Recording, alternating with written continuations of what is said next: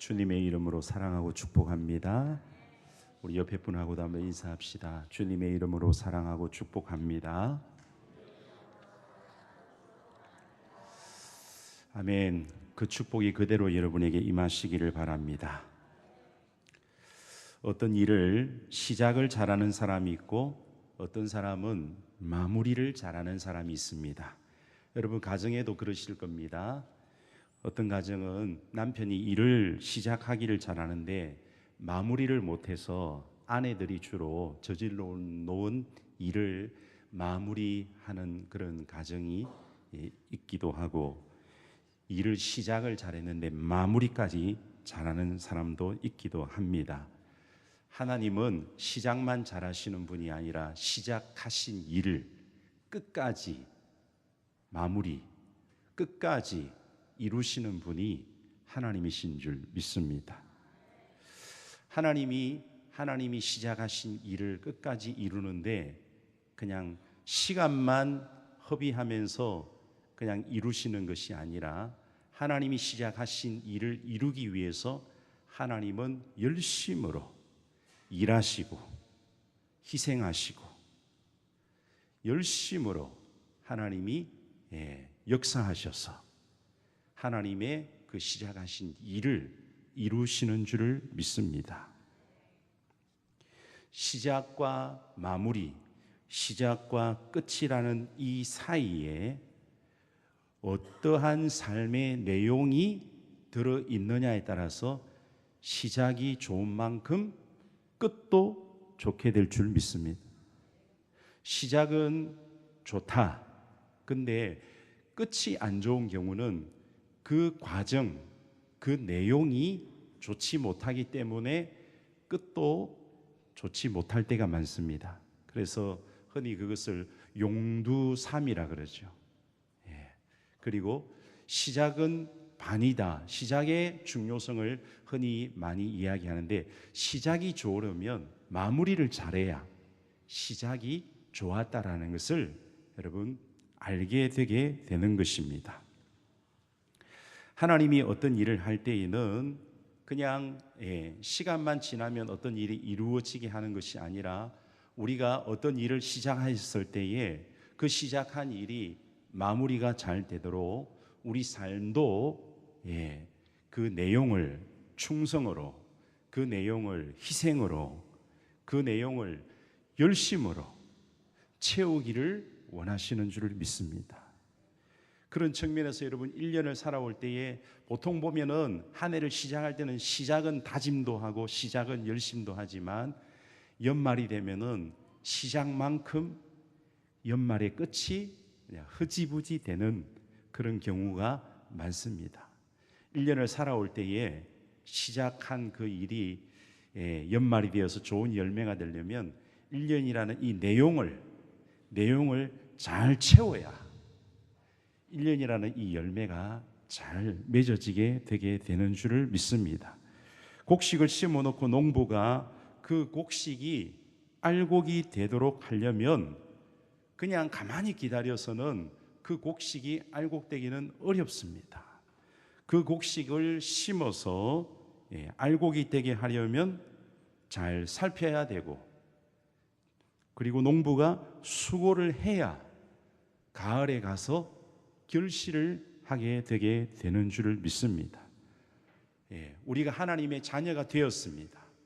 하나님이 우리를 자녀 삼아 주셨는데, 자녀됨의 그 모습은 가만히 있으면 하나님의 자녀되는 모습으로 변하여지는 것이 아니고, 열심히 예수님을 닮아가야 되고, 열심히 기도해야 되고, 회개해야 되고, 결단해야 되고, 섬겨야 되고, 그렇게 할 때 내 삶의 내용이 그런 것으로 채워질 때 내 삶을 결국 이제 내 인생이 끝자락이 되어서 돌아봤을 때에 그래도 내가 예수님 믿어서 보람되게 살았구나, 충성되게 살았구나, 이런 열매를 보게 되게 될 줄을 믿습니다.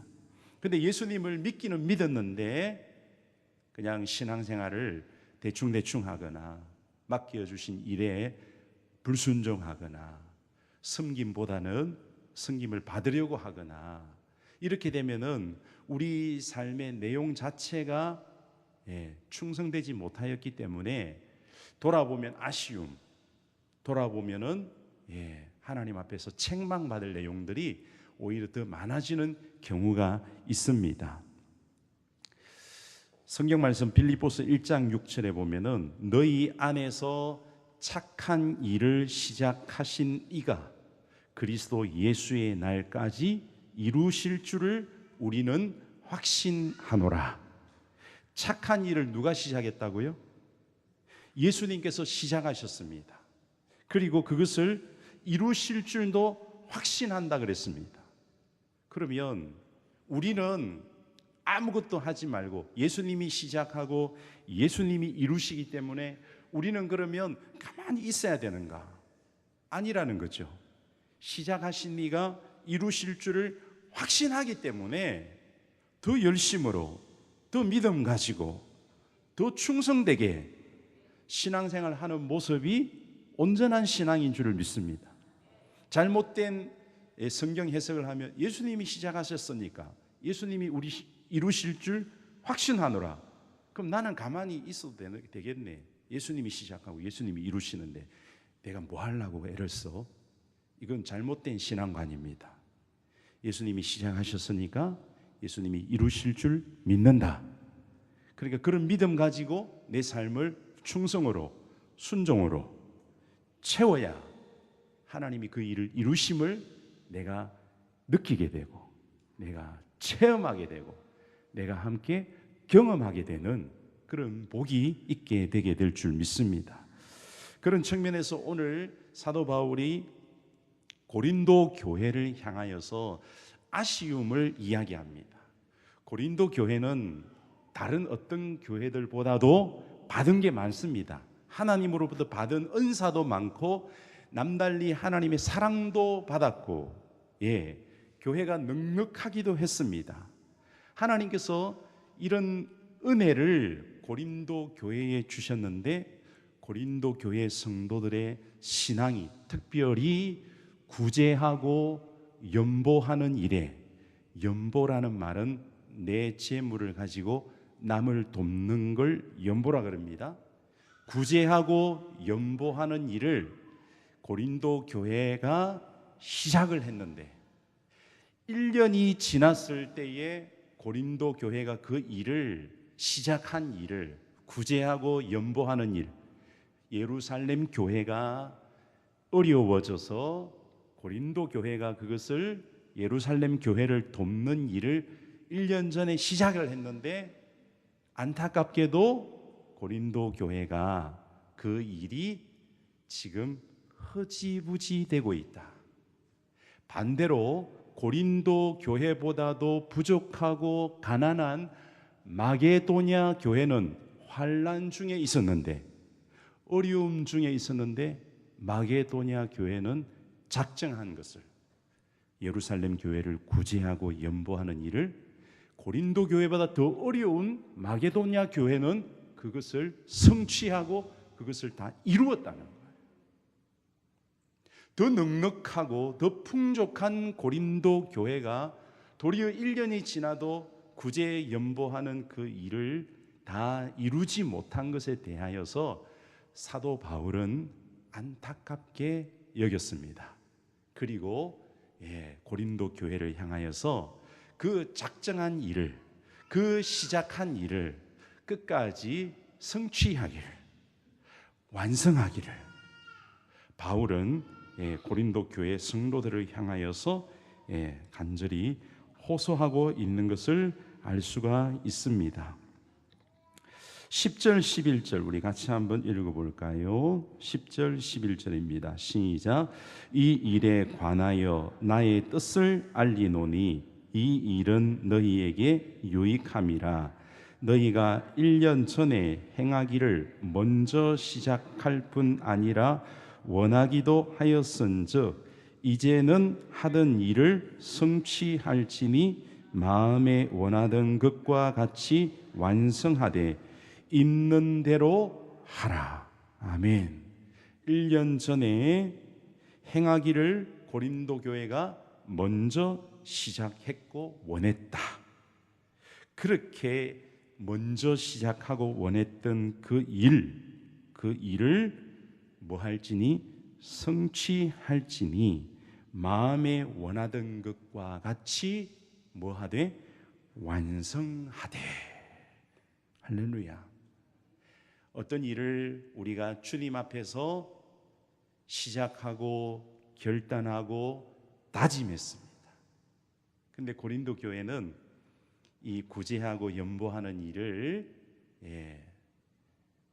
흐지부지 어떤 연유가 있었겠죠. 그냥 안 한 것이 아니라 어떤 게 고린도 교회 성도들의 마음에 끼어들었느냐 하면은 이단들의 어떤 영향을 받아가지고 사도 바울에 대한 사도성에 대해서 의심이 들어온 거예요. 의심. 그러다 보니까 고린도 교회 성도들의 신앙이 흔들리게 되고, 신앙이 흔들리다 보니까 사도성에 대해 의심이 들다 보니까 고린도 교회 성도들이 처음 시작할 때는 구제하고 연보하는 일을 잘 감당하다가 중간에 의심이 생기다 보니까, 믿음이 흔들리다 보니까 그 일을 완성하지 못했다는 겁니다. 그 일에 대하여서 사도 바울은 명령하는 것이 아니라 너희들이 있는 대로 그 일을 마무리하기를 사도 바울은 원하고 있는 줄 믿습니다. 예수님도 우리를 구원하는 일을 시작하셨습니다. 할렐루야. 우리 구원을 누가 시작하셨습니까? 우리가 구원을 시작한 거 아니죠. 우리를 구원하시기 위한 일을 하나님이 이미 태초부터 계획하셨습니다. 그 일을, 우리를 구원하시는 일을 하나님이 계획하셨습니다. 그리고 우리를 구원하는 일을 주님이 이루셨습니다. 내가 다 이루었다. 할렐루야. 구원하시는 일을 시작하시고 내가 다 이루었다, 마무리까지 하시는데, 여러분, 구원이 이루어지고 완성되는 그 과정이 어떠했습니까? 예수님이 우리를 구원하시고 우리 구원을 이루시는 그 과정, 예수님이 가만히 앉아서 시간 지나면 구원이 완성되겠지, 누가 와서 우리 죄인들을 구원하는 일을 누가 하겠지 하고 그저 손가락 빨고 그저 하늘만 쳐다보고 있었던 게 아니었죠. 어떻게 우리를 구원하시는 일을 예수님이 하셨습니까? 그 과정을 우리는 잘 알고 있습니다. 그것을 9절 말씀에 보면 이렇게 말씀하고 있습니다. 오늘 고린도후서 8장 9절 한번 같이 보시겠습니다. 시작. 우리 주 예수 그리스도의 은혜를 너희가 알거니와 부요하신 이로서 너희를 위하여 가난하게 되심은 그의 가난함으로 말미암아 너희를 부요하게 하려 하심이라. 아멘. 우리를 부요하게 하시려고, 구원받아 하나님의 풍성한 복을 누리는 하나님 자녀 되게 하시려고, 상대적으로 예수님은 어떻게 되셨습니까? 어떻게 하셨습니까? 너희가 알거니와, 예수님은 부요하신 이로서 우리를 위하여 어떻게 되셨다고요? 예수님 자신이 부요하기 때문에 그 부요함을 계속 누리고 유지하려고 한 것이 아니라 우리를 부요하게 하기 위해서 예수님이 부요하신 이로서 우리를 위하여 어떻게 되셨다고요? 가난하게 되셨다. 부요하신 이로서 그분은 가난하게 되셨다. 그분은 창조주이시면서 피조물이 되셨습니다. 그분은 주인이면서 종이 되셨습니다. 그분은 생명이시면서 사망이 되셨습니다. 왜요? 우리를 뭐하게 하시려고? 여러분이 영적으로 부요한 거, 영적으로 풍성한 거 그냥 생겨진 게 아닙니다, 여러분. 남달리 베풀고자 하는 마음이 생기고 남달리 하나님의 사랑이 넘치고 섬길 수 있는 것, 하나님 앞에서 나와서 기쁨으로 찬양할 수 있는 것. 여러분, 주님이 우리를 부요케 해 주셨기 때문에 우리가 그런 마음을 가지게 되게 된 줄 믿습니다. 부요하신 이로서 가난하게 되셨다. 가난하게 되신 것은 성육신 하셨다는 겁니다. 성육신이 뭐예요? 하나님이 사람이 되신 겁니다. 성육신 하신 겁니다. 낮아지신 겁니다. 가난하게 되셨다는 것은 우리와 똑같이 낮아지셨다는 거예요. 성육신 하셨다는 것은 우리를 위해 조롱과 멸시와 천대 희생 받으셨다는 거예요. 가난하게 되셨다는 것은 십자가에 자기 몸을 찢어 피 흘려 주셨다는 겁니다. 그리고 십자가에 우리를 위해 죽어 주셨다. 이 모든 내용이 다 가난하게 되셨다는 겁니다. 예수님은 부요하신 이로서 우리를 위하여 가난하게 되심으로 예수님도 가난해지고 우리도 가난해진 것이 아니라 예수님도 부요해지고 우리도 부요하게 되게 된 줄을 믿습니다. 여러분, 예수님 안에서 예수님이 이루어 놓으신 일을 여러분 말씀을 통하여서 기억하고 말씀을 통해서 그걸 믿음으로 받아들이심으로 말미암아 여러분 안에 부요함이 가득하시기 바랍니다. 예수님 믿으면서도 늘 없는 것만 보면서 인생 한탄하고 없는 것만 보면서 불평하고 없는 것만 보면서 세상적인 어떤 기준을 가지고 없는 것 보면서 낙심하고 여러분 그러지 마시고 예수님이 나를 위해서 이루어 놓으신 일을 기억하면서 감사하시고 없을 때도 있게 하시고 안 될 때도 되게 하시고 망할 때도 다시 세우시고 죽어도 다시 살리시는 그 하나님의 풍성하신 은혜를 여러분 것으로 삼으셔서 이 땅에 사는 동안 거지 의식을 가지고 땅에서 뭘 얻을까, 누가 너 좀 안 도와주나, 그런 어떤 요행이나 사람의 손길이나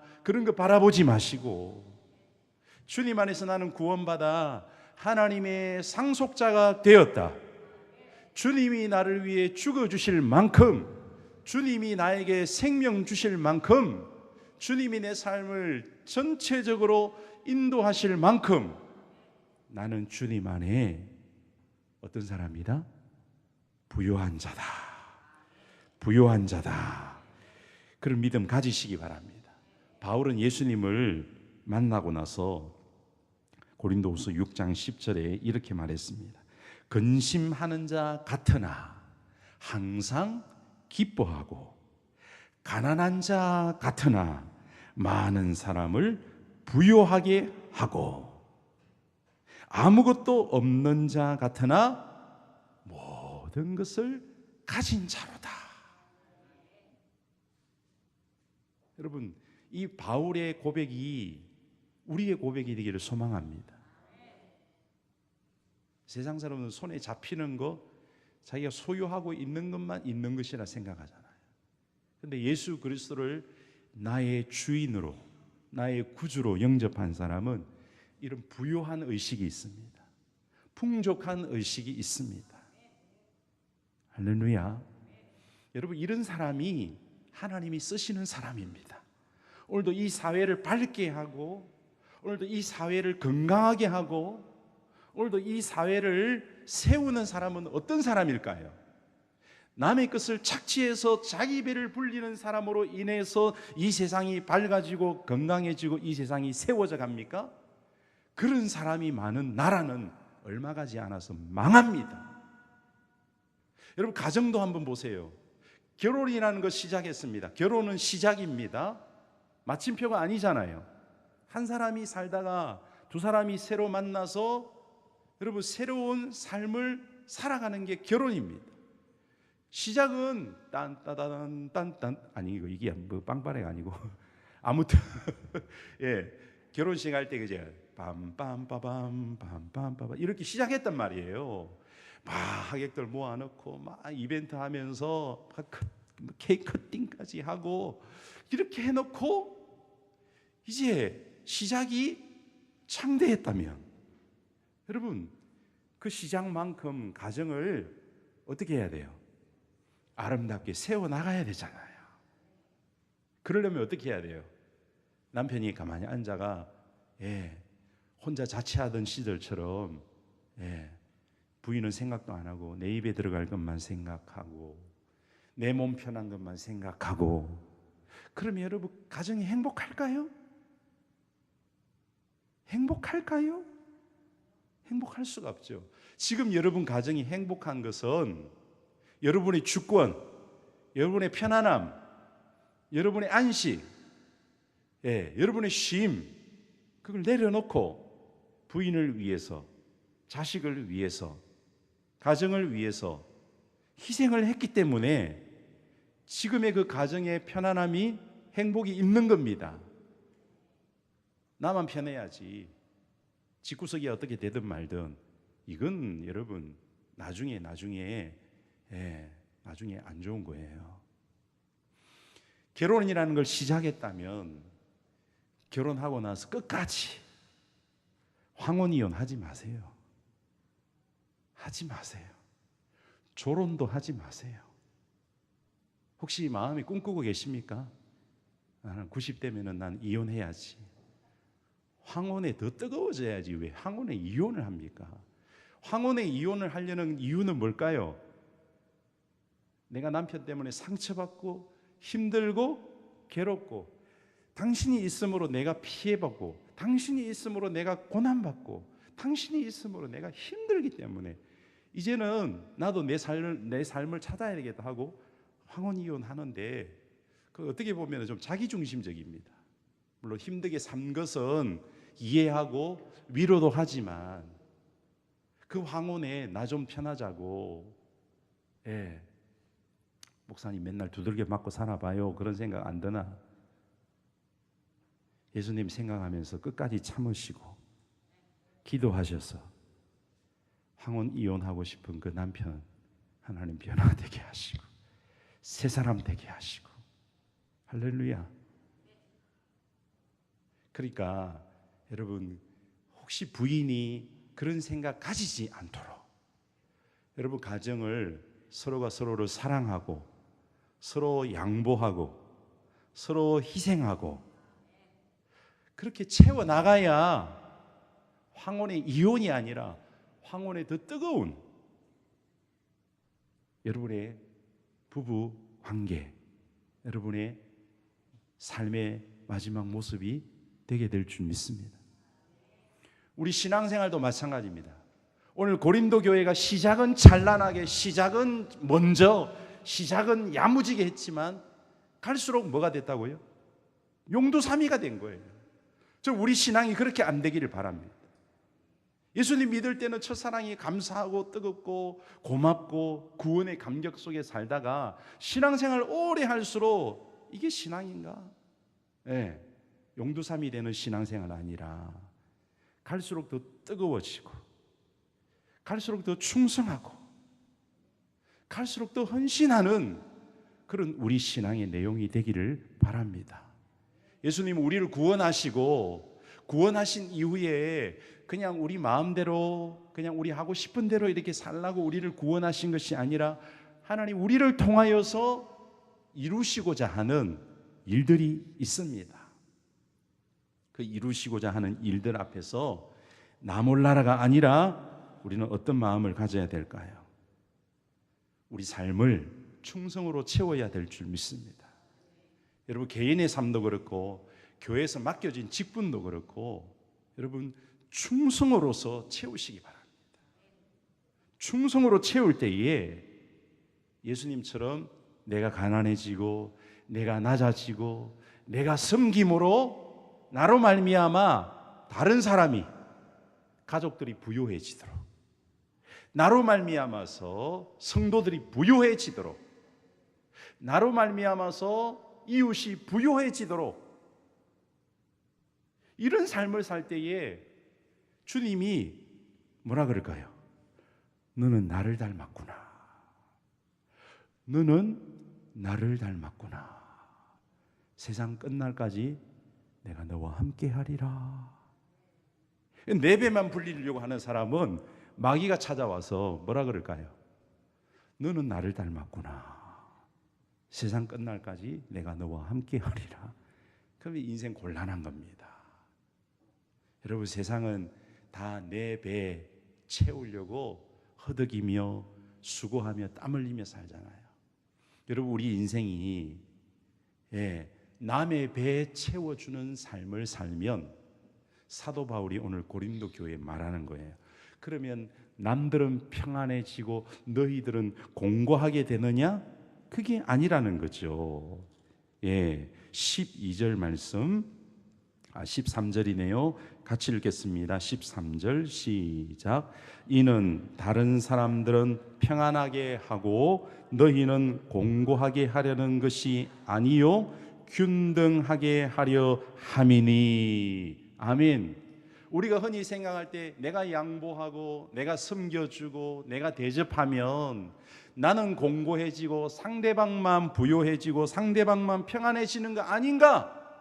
이 생각 때문에 어떤 일을 시작 못하고 시작했다가 멈추는 경우도 있습니다. 아닙니다. 상대방은 평안해지고 나는 공고해지는가? 상대방은 부요해지고 나는 계속 가난해지는가? 그럼 그게 아니라는 거죠. 균등하게 하려 함이라. 여러분, 나에게 있는 것으로 다른 사람을 구제하면 다른 사람이 나와 뭐가 되느냐면 이웃이 되고 가족이 되고 친구가 됩니다. 아멘. 아니, 얼마 전에 이 골목에 있잖아요. 골목에 옆에 집, 사택 옆에 집이 싹 집을 새로 뜯어가지고 수리를 했더라고요. 며칠 동안 막 쿵쾅쿵쾅 막 짐을 나르고 막 자르고 막 시끄럽더라고요. 근데 그걸 다 마치고 밖에 어느 날 부인하고 나와 있어서 집 수리 끝나셨어요? 그랬더니 끝났다고. 힘들다고 해서. 그래서 제가 어느 날 신방 갔다 오니까 집에 시루떡이 있네. 시루떡 누가 갖다 놨지? 애들한테 물어보니까 처음 보는 얼굴이라는 거예요. 우리 성도님들 얼굴은 그래도 애들이 거의 아는데 처음 본 우리 성도님이 아닌 것 같더라. 그래서 누가 갖다 놨지? 그래서 느낌이 오더라고. 저 집이 뭐 집 수리하고 뭐 그랬다 그래가지고 저 집에서 시루떡을 갖다 줬나? 해가지고 제가 전화를 했죠. 혹시 그 집에서 시루떡 갖다 놨어요? 그랬더니 우리 마나님이 갖다 준 것 같다고. 그래가지고 제가 바다만 처먹고 가만히 있었던 게 아니라 시루떡이 맛있더라고요. 먹고 나서 제가 화장지를 사들고, 아멘을 안 하는 거 보니까 목사님 우리 집 이사할 때는 화장지도 안 들고 오더니 교회도 안 다니는 사람한테 화장지를 왜 들고 갑니까? 화장지를 사들고, 그때 마침 그 세일을 저기서 많이 하던데 화장지를 사들고 갔더니 아이고, 제가 이런 거 받으려고 떡 갖다 준 거 아닌데. 그래가지고 화장지만 드리고 올라 했더니 목사님 이렇게 앉아서 커피라도 한잔 하시고 가시라고. 그래서 제가 커피까지 먹고 그리고 왔습니다. 그렇게 함으로 뭐가 될까요? 이웃 사촌이 되는 거예요. 할렐루야. 나에게 있는 것으로 다른 사람을 돕고 그러면은 나는 곤란해지고 공고해지고 상대방은 평안해지는 게 아니라, 여러분, 우리가 가진 것이 얼마이든 내가 가진 것으로 상대방에게 나누고 구제하고, 구제는 뭐냐면은 높은 사람이 낮은 사람 도와주는 게 구제 아니에요. 그거 세상 사람들이 하는 거예요. 그리스도인의 구제는 뭘까요? 너와 나는 똑같아. 그게 구제예요. 여러분, 교회에서 구제할 때나, 교회에서 여러분 어려운 성도를 도와줄 때나, 여러분 밖에서 어려운 사람 도와줄 때에 나는 있고 너는 없어, 나는 힘이 있고 너는 연약해, 이런 차원에서 도와주려면 안 하는 게 낫습니다. 도리어 존심 상해요. 보세요, 여러분, 어디죠? 그 어린 아이들 고아원이나 아니면 양로원 이런 데 가셔가지고 괜히 그냥 목에 힘이나 주고 사진이나 빵빵 찍고 가봐요. 뒤에 얼마나 욕하는가. 찍고 가가지고 지자랑하고 하네. 그게 아니잖아요. 구제는 뭐냐? 너와 나는 동질이다. 너와 나는 친구다. 너와 나는 가족이다. 너와 나는 이웃이다. 너와 나는 하나다. 이 마음으로 하는 게 그리스도인의 구제입니다. 아멘. 나에게 있는 것을 너 도와준다, 이런 마음이 아니에요. 하나님이 주신 은혜를 너와 내가 나눈다, 이런 마음을 가지는 것이 올바른 구제인 줄을 믿습니다. 그렇게 함으로 말미암아 우리는 주님 안에 한 이웃이 되는 거고, 주님 안에 친구가 되는 거고, 주님 안에 한 가족이 되는 겁니다. 균등하게 되는 겁니다. 할렐루야. 그런 측면에서 하나님이 우리에게 은혜를 주셨는데, 하나님이 주신 은혜를 가지고 하나님 어떻게 살아야 될까요? 내 배만 불리려고 계속 이웃이 어떻게 되든 말든, 예루살렘 교회가 어렵든 말든 우리가 지금 힘드니까 못해, 이게 아니죠. 여러분, 고린도 교회가 시작은 잘했지만 마무리가 그냥 성취, 완성이 못된 상태로 가는 것이 아니라, 여러분, 우리도 우리의 신앙생활, 우리의 가정에서 주님께서 시작하신 구원이 아름답게 열매 맺어질 수 있도록 우리 삶을 예수님처럼 가난해지시고 낮아지시고 이웃을 섬기셔서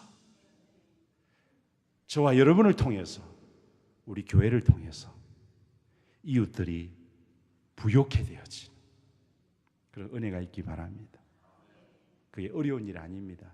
여러분, 이 골목을 한번 쓰는 것도 여러분 이웃을 부욕해 하는 거예요. 맨날 고양이 똥 싸놓고, 어제 우리 남전도에 또 이 하수구 물 새는 거 잡는다고 왔다가, 그 다음에 빗자루 들고 이 골목도 쓸고 왔는데 고양이가 막 똥을 그냥 팍 싸놨는데 그것도 치우고. 여러분, 치우는 사람은 없잖아요. 인상만 쓰고 그냥 지나가지. 그러면 그 사람만 인상 쓰고 지나가겠어요? 또 다음 사람 지나가, 아우 냄새, 인상 쓰고 지나가요. 그걸 싹 치워줘 봐요. 그리고 골목이 깨끗하면 어때요? 어때요? 올라오는데 막 쓰레기가 막 입구에 산더미 쌓여 있고 냄새 팍팍 나봐요. 여러 사람이 그냥 짜증 날 거 아니에요. 그걸 싹 치워봐요. 싹 치워봐요. 요즘 이 골목 좀 다니고 싶으시죠? 여러분 안 다니고 싶은지 모르지만 동네 아줌마 그러더라. 아이고, 옛날에 이 골목이 어수선하고 막 지저분하고 해서 다니기 싫은데, 아우 이 골목이 깨끗해져서 뭐 요즘은 다니고 싶다고 막 그러더라. 그 작은 것이 여러분 상대방을 부욕해 하는 겁니다. 여러분의 작은 그 섬김이 상대방을 부욕해 하는 겁니다. 예수님의 그 섬김이 우리를 부욕해 했던 것처럼 오늘도 우리가 신앙생활 할 때에 우리 삶의 내용을 우리 교회가 서로서로에게 사랑으로, 서로서로에게 섬김으로, 서로서로를 대접함으로 우리 교회가 풍성해지기를 바랍니다.